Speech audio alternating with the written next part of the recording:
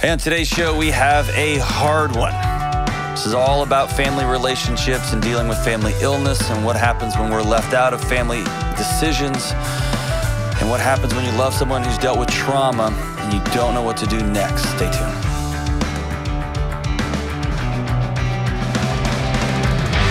Yo, this is John with the Dr. John Delony Show. Man, I'm glad you're with us. We have a wild show ahead of us. I say that, I don't really know what's coming, but it just sounds like a cool thing to say these days. It's gonna be wild. I'm glad you're here, man. We're talking about mental health, relationships, relational IQ, parenting, schools, everything. Anything you can think of, give us a shout, 1-844-693-3291. This is your show, it's for you, by you. Go to johndelony.com/ask. And by the way, join our newsletter. Send something out once a week. And it's not bonkers, it's not terrible, it's not me just trying to sell you stuff. It's cool science, it's come out about mental health, it is cool gadget that I think is great. It's something that made me laugh throughout the week just to bring some joy. It's a note of positivity, and sometimes it's just a personal note of stuff that I'm seeing or I've experienced or going through. It's a cool newsletter. I don't like newsletters just as a rule, and so I'm trying to be intentional about making this one newsletter that is worth your time. It's not just going to clog up your inbox. Go to johndelony.com and scroll down to the bottom and put your email address in there. I'd love to have you on the newsletter list. It's pretty rad. James, Kelly, it's good to see y'all. James, it's a lot of denim. Kelly, you look great. Hope all's good. Connor, feeling it? Doing good, man. Yeah, everything's good. This is one of those rare shows. It just feels great today. Well, just wait till you get to the calls. Yeah, right. James can bring down a room, everybody. Just kidding. Still sad about our loss several months ago now. Still can't let it go. How did your recording session go last night? Great. What kind of guitar did you use?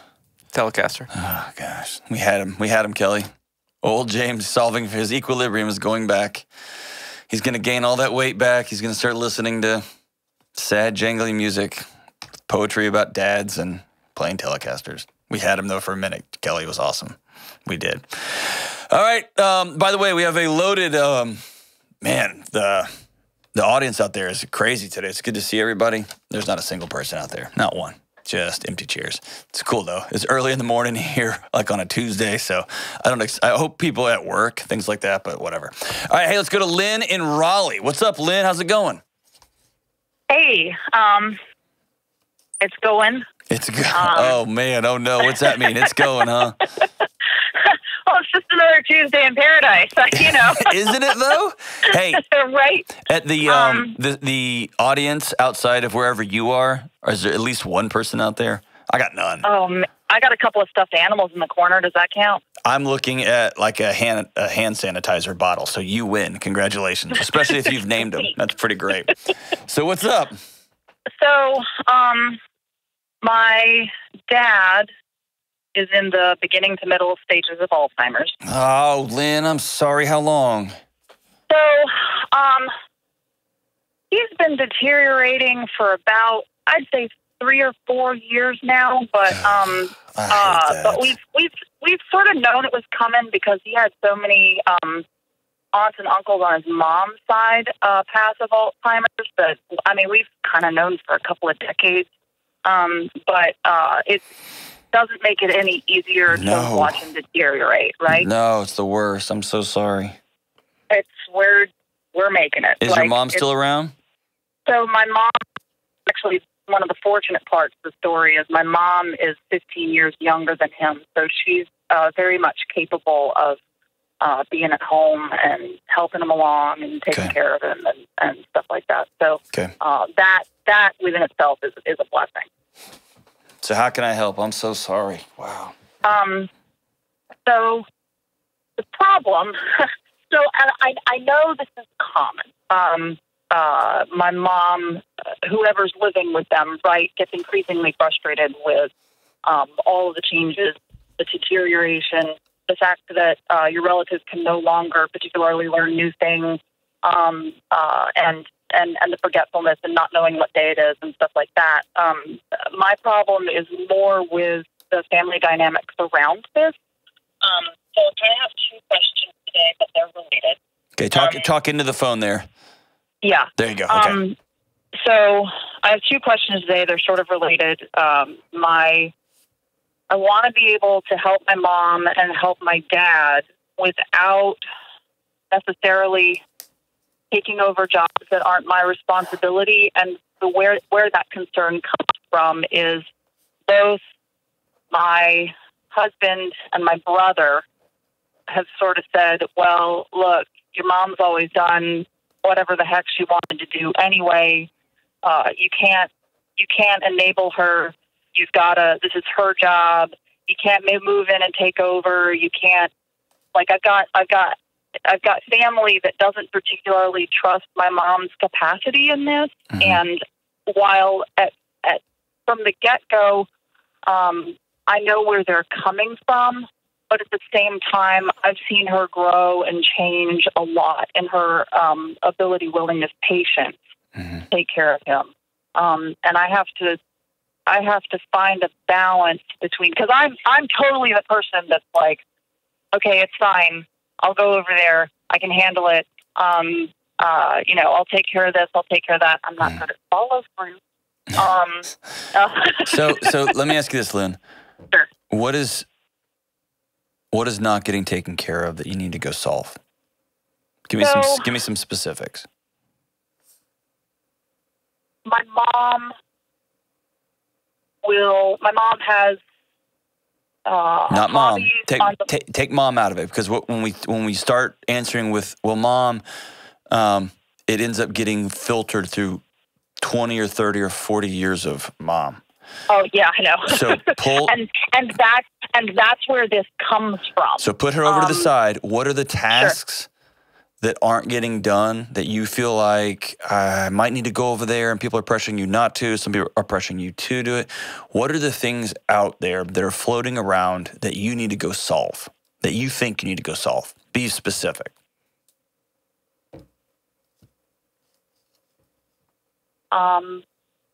I promise this isn't me putting it on my mom, so bear with me for a second. Okay.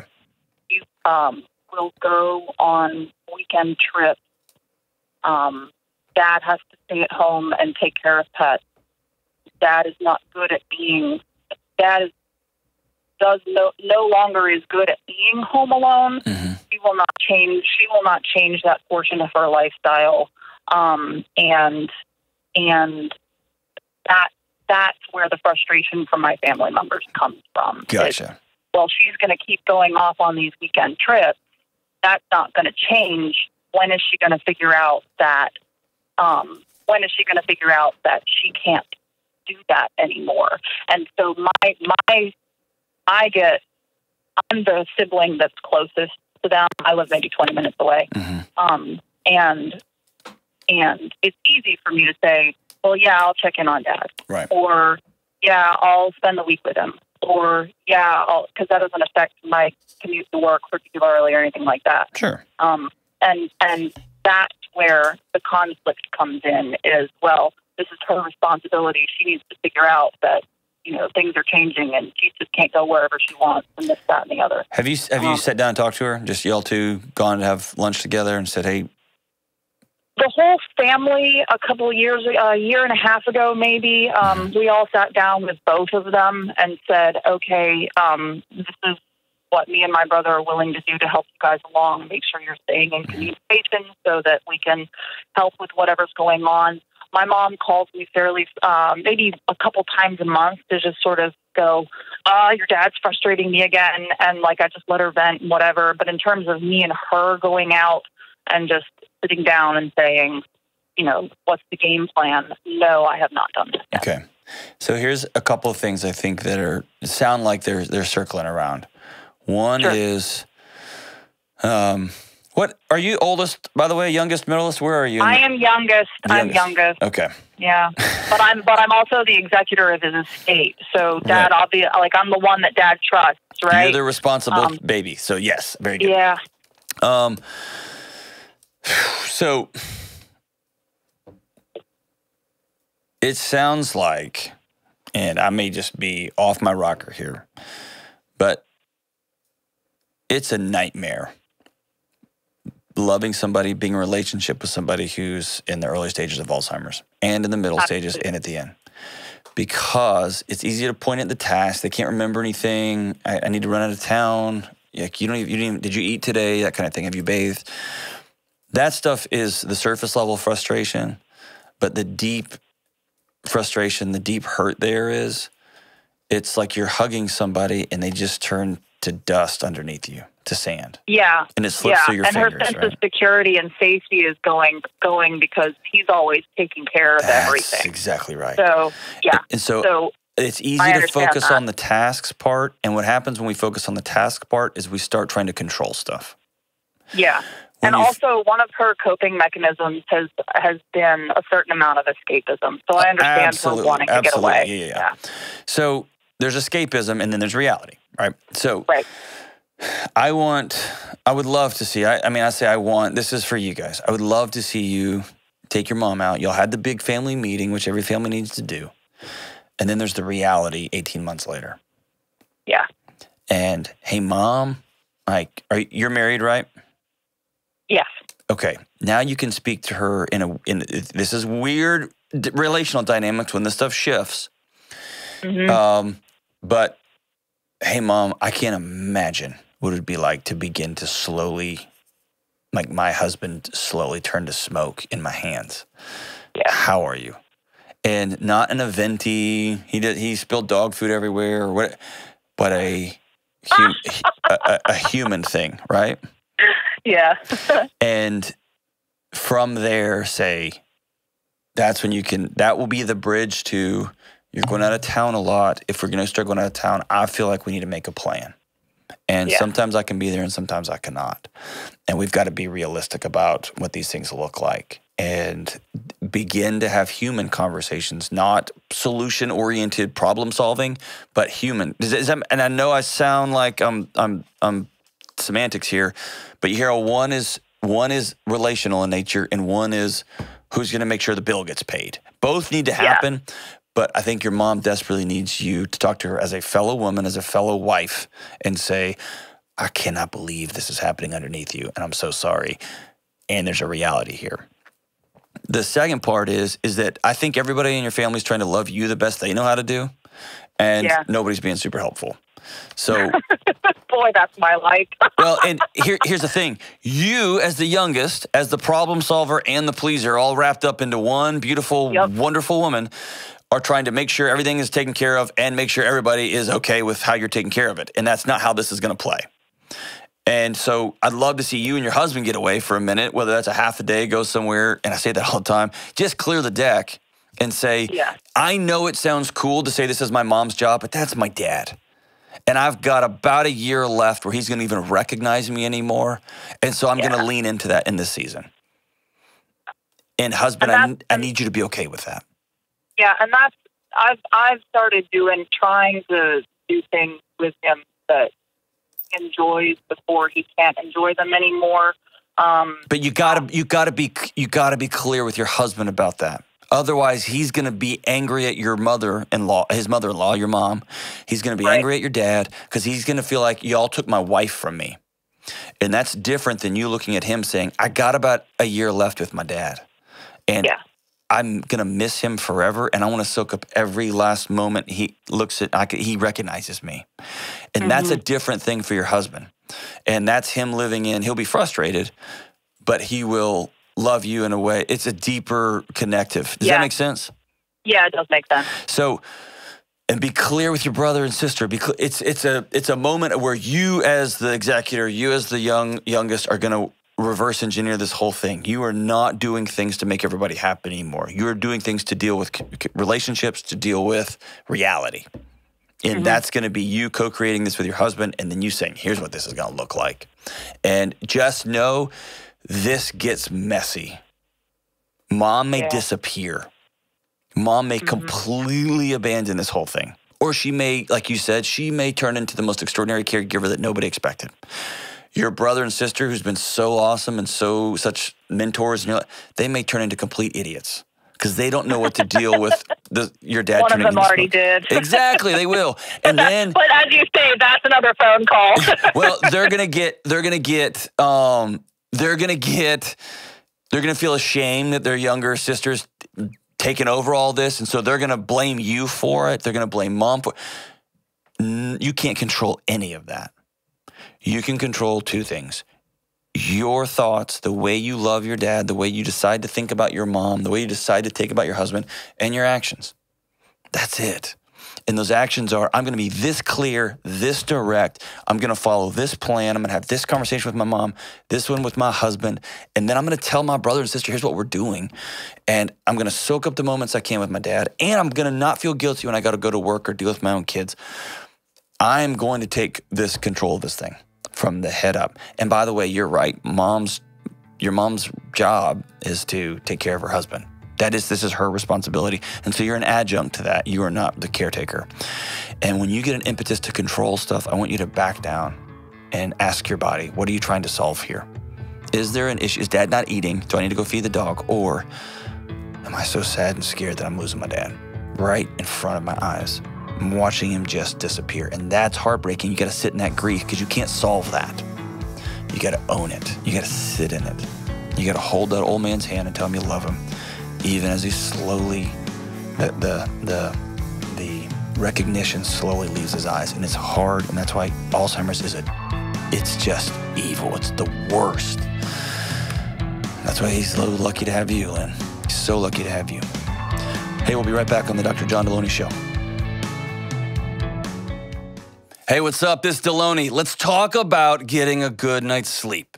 It's important for your physical health, your mental health, your relational health, for your sanity. You name it, sleep is important. If you're not sleeping good, one of the first questions I want you to ask is, do I need a new mattress? Here's how you tell.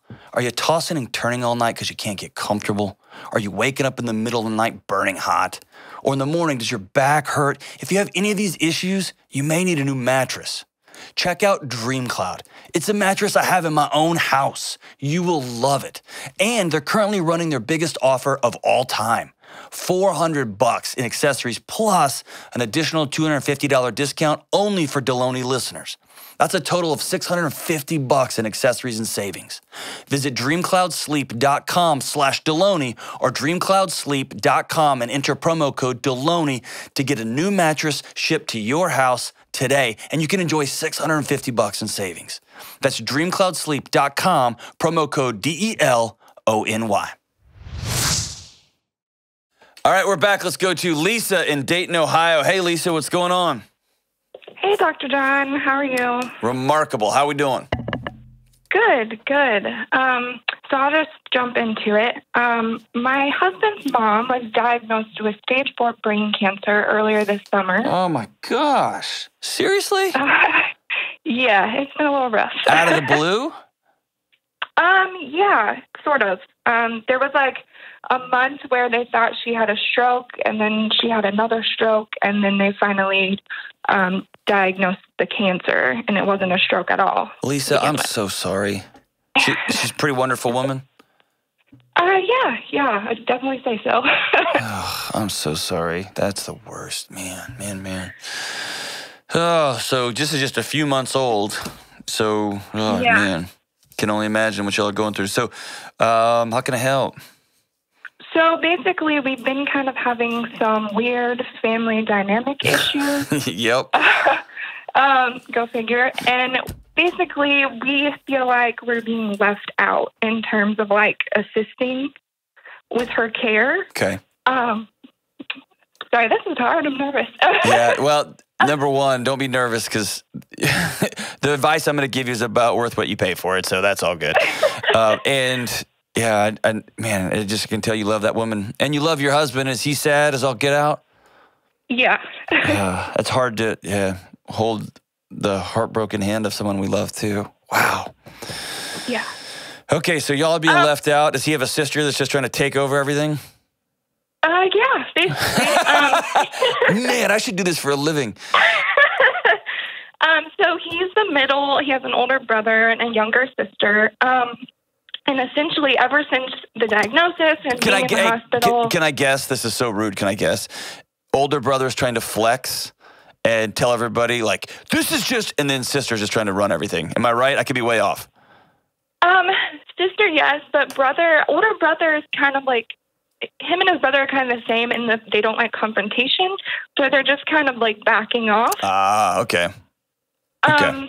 And so I can't necessarily speak for his brother's household because I'm not there. But it just seems to us, like ever since she's been in the hospital, in and out with surgeries and everything, there was never like an initial family meeting or like, this is how we're going to proceed with everything. There was never any talk of like, maybe we should get a second opinion or maybe go somewhere that's more specialized. Yeah. Basically, his sister and his dad have decided how to handle her care and haven't really been letting anybody in on that. Yeah. So the text, like they created a group text, for example, and it was only the siblings, none of the spouses were included. But then I got upset because the sister's husband got included because he's a nurse. Mm-hmm. And so they think it's valuable that he's up to date on everything. And then we weren't sure what to do, so we offered some help by setting up a GoFundMe to help with like medical expenses. And so I was texting his sister back and forth about details to put on the GoFundMe page. And basically it came out that they weren't really letting the boys in on all the information because they just didn't seem like they cared. Yeah. So here's what I want to tell you this, okay, Lisa? And this is me giving everybody the benefit of the doubt. Let's try how I try to live my life. Your father-in-law is, everything in his world is upside down. And everything in your sister-in-law's world is upside down. And when our worlds get turned upside down, we just start trying to solving problems the best we can. And it doesn't always bring out the best in people. And we start projecting onto other people. We start blaming other people because we hurt so bad. And we can't possibly blame mom for this hurt because she's got cancer. So we're going to blame brother. We're going to blame brother's wife. We're going to blame brother's little kid. We're going to blame some doctor and something. We're going to blame the internet, whatever it is. And so then people start communicating via text. Then all the communication gets lost in translation. There's email chains sent around, all that stuff. You nailed it at the very beginning. One of the brothers needs to call a family meeting. We're getting in the car and we're driving down. Do y'all live in the same community? We all do, like 10 minutes from each other. Yes. And so I'm going to back out and say, if this, and I'm going to say this in a way that's going to sound like I'm coming after your husband, and I'm not, but I'm hitting the pendulum all the way to the other side, okay? Mm-hmm. Well, actually, let me say it this way. I had a buddy call who I love, known him for a long time, was complaining about his ex-wife and was frustrated by his ex-wife and how she's been treating their child they share together. Didn't know this was going on. Ex-wife screwed this up. Ex-wife screwed that up. And I finally said, where were you? And this is somebody I love. The phone got quiet. I said, where are you? Because you're doing a lot of blaming. That's your kid too. And so he went over there and had a discussion with his parents and basically said, we're here to help in any way, but like, we don't know your schedule. You have to kind of tell us what you need. That's right. And we still got nothing. Like they came over the other day and they told us that for the last 3 weeks, they've been scrambling, trying to find people to take her to appointments because the person that they had lined up got sick, but never once did they call. When your husband asked them, why didn't you call? What'd they say? They just said, like, well, we didn't ask them why didn't they call. We just said, oh, I said we would be available if you need something. And they just kind of looked at us like, I don't know. It was. So I think it's really wise, if at all possible. I'm going to give you the optimistic side and the pessimistic side. The optimistic side is getting everybody in the same place at the same time. And one of the kids needs to step up and say, we need to all be on the same page here. Everybody here is available. Our spouses are a part of this thing. They're not going to be excluded. And we're all here to help mom. We're all here to help Dad. We're all here to help one another because it's going to be hard for everybody. No more games, no more texts, no more this and that. And coming up with a meal thing with here's what the doctors are saying. We're going to go to as many appointments as whatever y'all are going to agree on. It has to be said in the same room with the same people. And no martyr syndrome. No, I only have to do this and that and all that kind of stuff. This is where that's the response I've been getting from her is just, I'm the one that's Mom's closest person, and I'm the one that should just take all this burden and blah, blah, blah. And my concern is that down the line, when all this is said and done, she's going to use that against him. Yeah. And here's the thing. She might. She might. And you can't do anything about her hiding information from you. You can't do anything about her trying to use this situation to prop herself up. You can't do anything about that.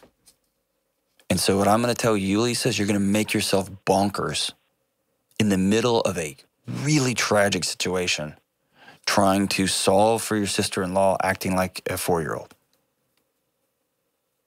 My guess is there is years of sibling dynamics here and that are coming to play, that always does. And your husband can tell you stuff all day long, and your brother-in-law can tell you stuff all day long, but you weren't there with how they treated their sister and how your sister treated them and how mom, all that stuff comes up to play in this mess. That's why a clearing the deck, making sure your in-laws know we are here for you.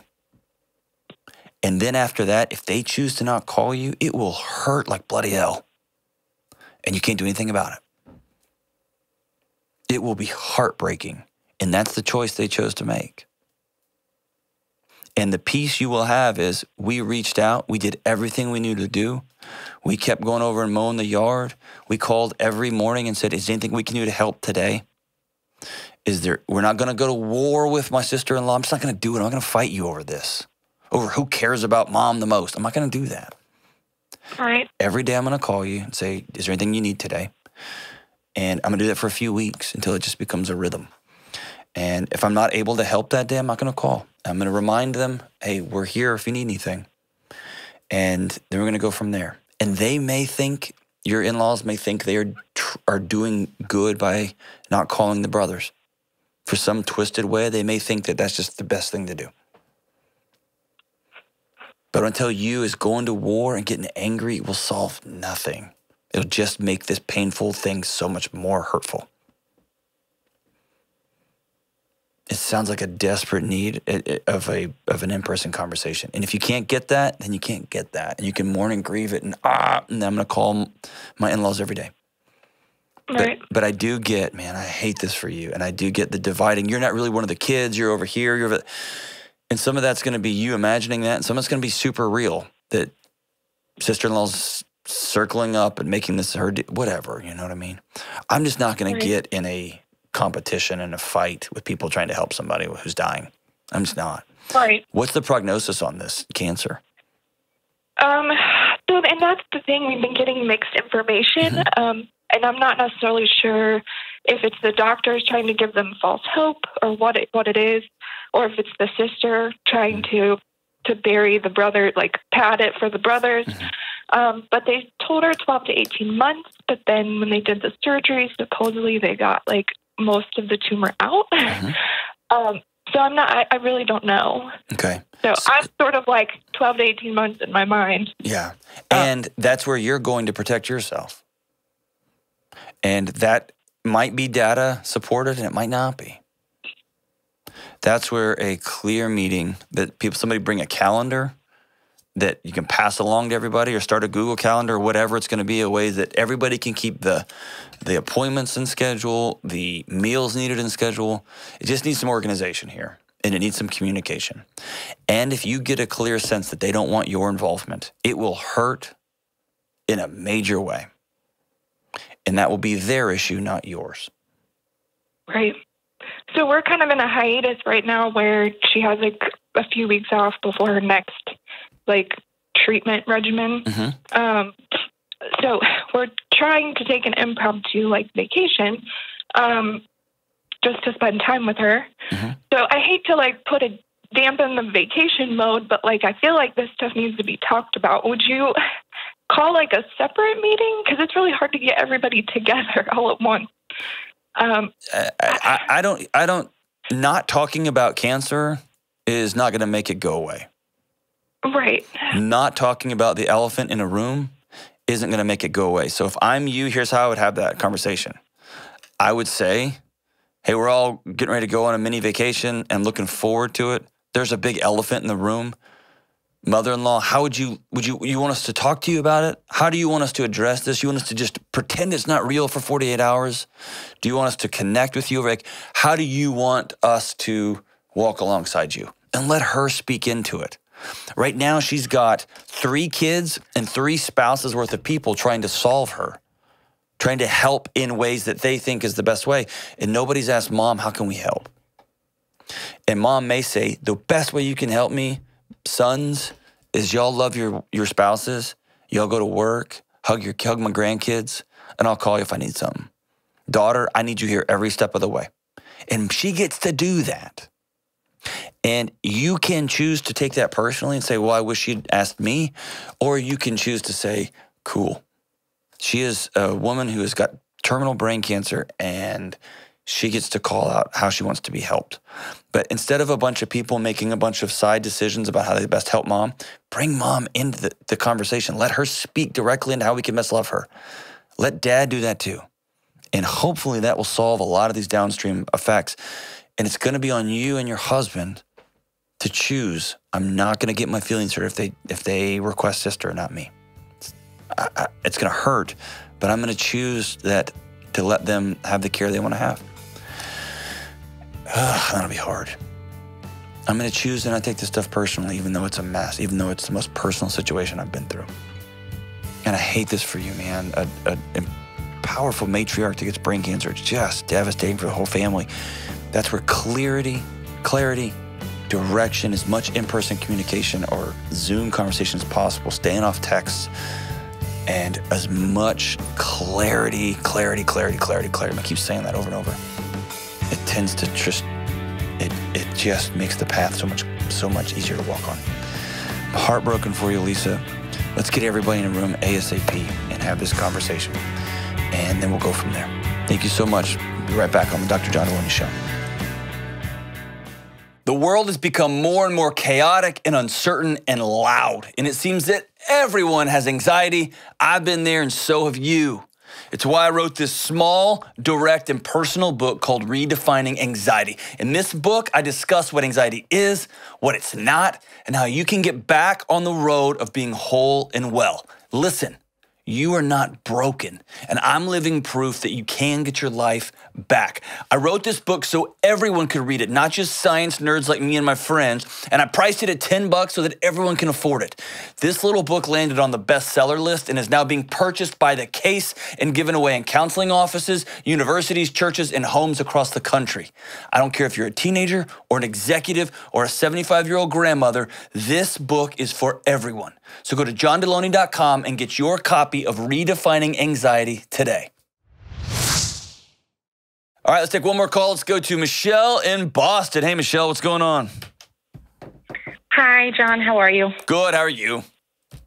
Good. So my question today is, how do I work with my husband to help him battle his severe trauma from his childhood, and the PTSD and anxiety and depression that he's left with today, even with one of his abusers still in his life?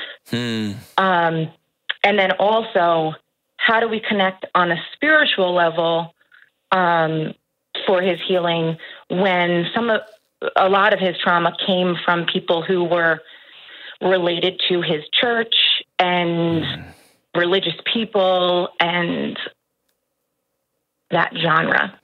I feel like he holds back because of it. Well, and yeah, of course. we can't really connect on that level. But even so, he's just in such a bad place in his life, and this person is still around, and we just seem like stuck.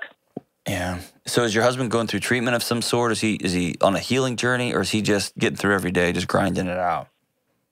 He is on a healing journey, but to be completely honest, he was forced to. Okay. A couple years ago, his body kind of turned on him. Yep. And he started what we thought were allergic reactions, turned into panic attacks, and his anxiety was taking over his body. Absolutely. So it basically ate its way out, and now it's a daily battle for him. Okay. He used, to be completely honest, before me, he used drugs and alcohol to cope. Yeah, of course. Why is an abuser still in his life? He has a narcissistic mother. Okay, did she abuse him as a kid? Physically abused as a kid. He was also sexually abused by others. So And did mom know about that growing up? Not growing up, but she was very physically abusive to him after she got divorced from their father. Mm-hmm. Probably from like 5 on, he was physically abused very badly. But she's so narcissistic and gaslighting that she denies it. So here's the deal. Even ever using a belt on him or anything, and he's in a very lonely place in his head, you know. So imagine this. Imagine there is a bear that eats part of your arm and leg as a kid, as a child. Right. Just gnaws it off. Blood, mess, bones, breaking, all of it. And then that bear just lives in your living room forever. Right. Your body would never heal, and you'll just die young. Right. And until he decides he's got to create significant, strong, disconnected boundaries from his mom, so that until he gets that bear out of his living room and creates somewhat of a safe place where his heart can stop racing and his head can stop going, hey, she's right there. She's right there. Right. He's not going to heal. We did move. So we did move away from where we're a couple hours away. Yeah, from and that can make it worse. That can make it worse. Because then the communication's electronic. And that gaslighting. Right. And she's the worst. Exactly. And so he needs to take his phone out and block her today. Mm-hmm.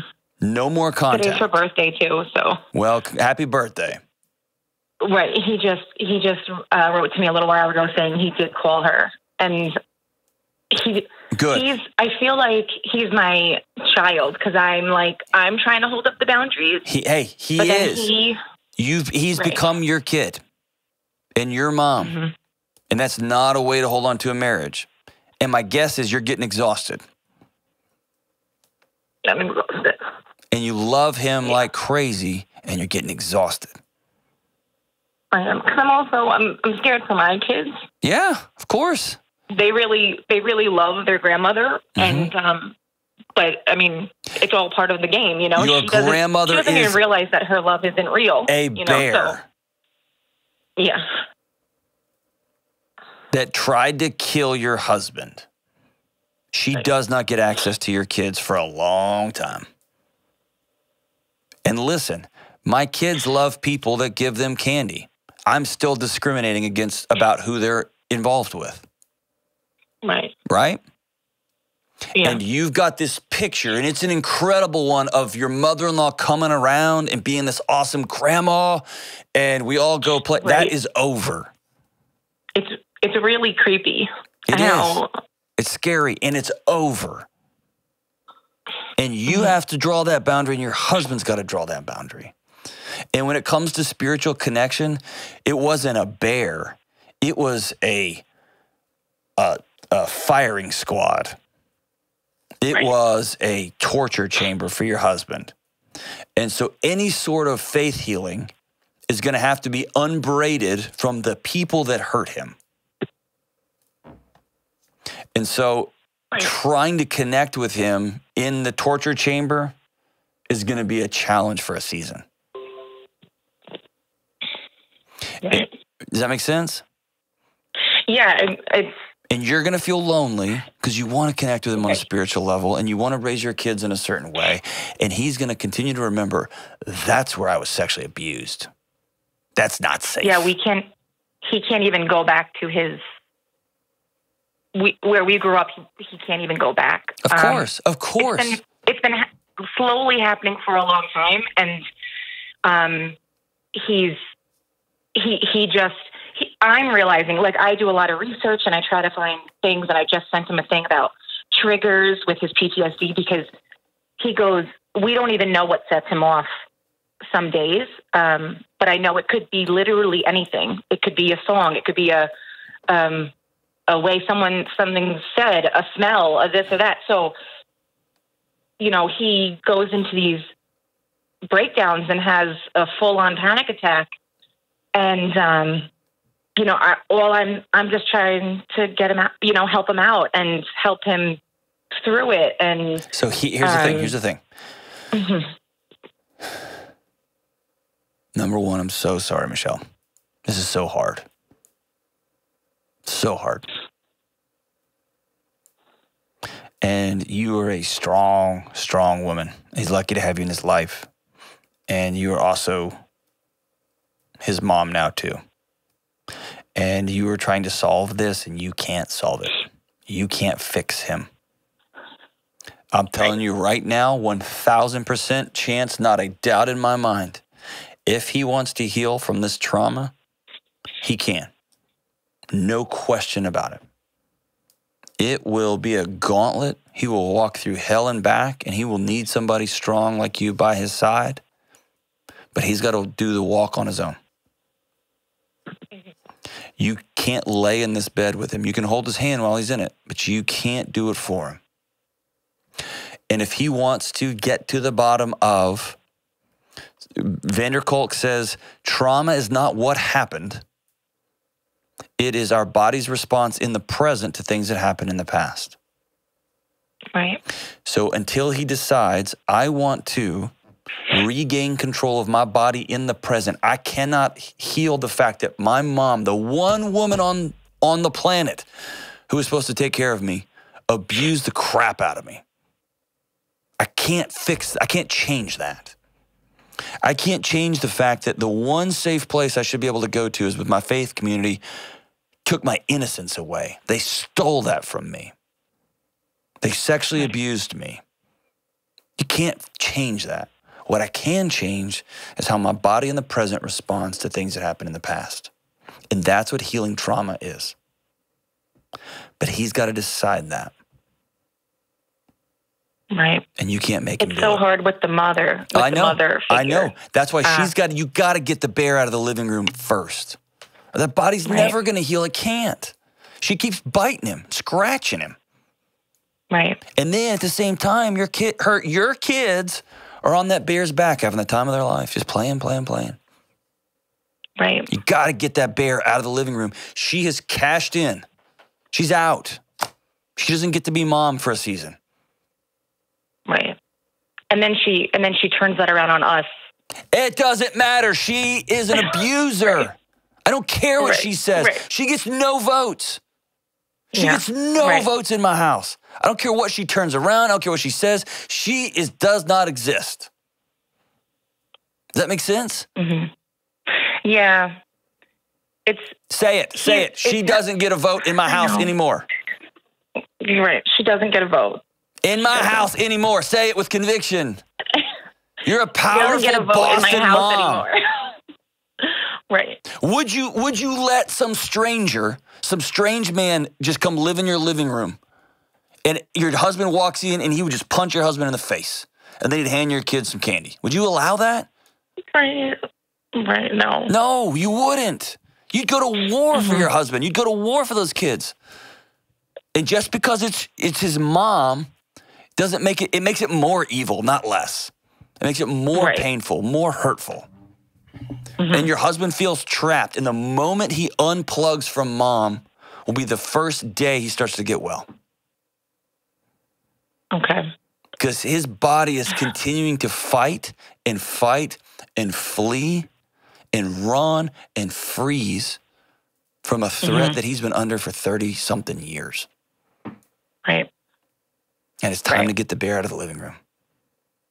And you can heal from a faith community, for sure, but he's going to have to walk through hell to get there.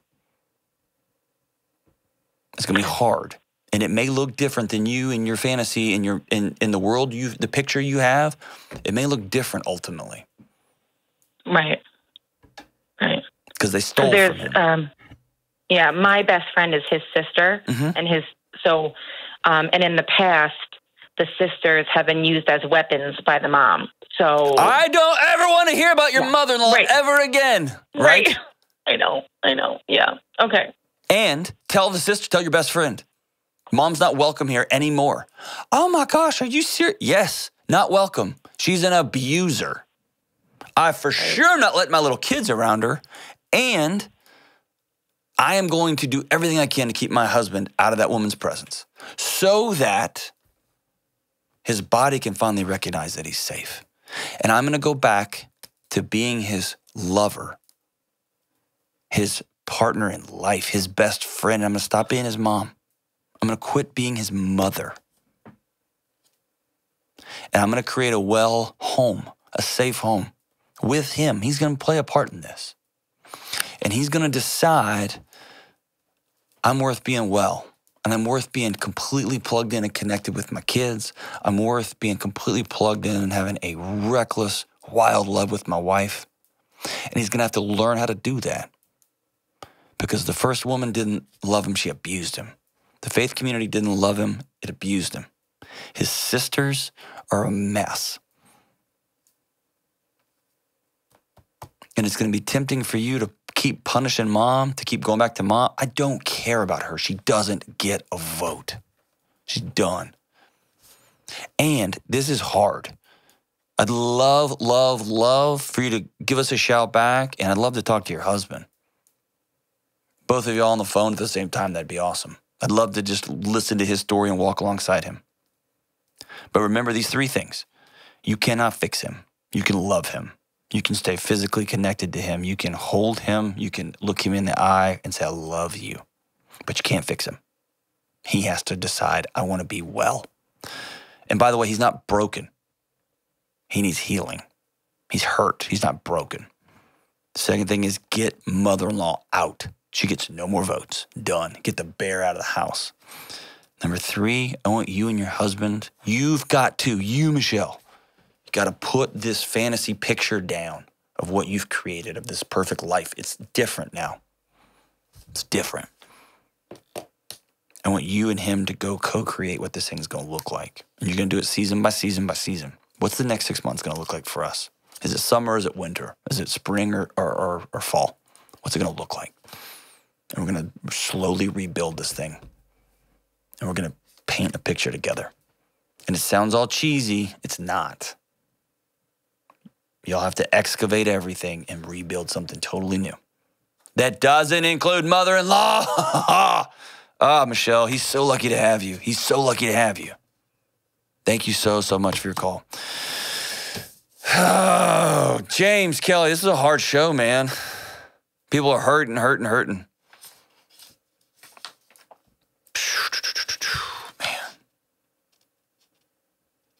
Man, it's we're gonna, for my favorite songwriters in the world, he lives here in Nashville. Today's song of the day, man. So listen to these lyrics. It's from Andrew Peterson. The name of the song is Don't You Want to Thank Somebody? Don't you want to thank someone? Can't you feel it in your bones that something isn't right here?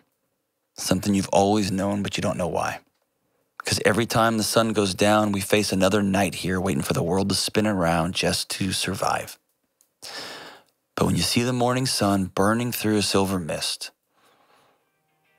don't you want to thank someone? Don't you ever wonder why, in spite of all that's wrong here, there's still so much that goes so right and beauty abounds? Because sometimes you just walk outside and the air is full of song here and the thunder rolls and the baby sighs and the rain comes down. Don't you want to thank someone for this? In spite of all the hurt and all the pain, folks, don't forget to look for beauty. There's more good than there is wrong, I promise you, I promise you. Thank you so much. We'll be right back. The next show, The Dr. John Delony Show.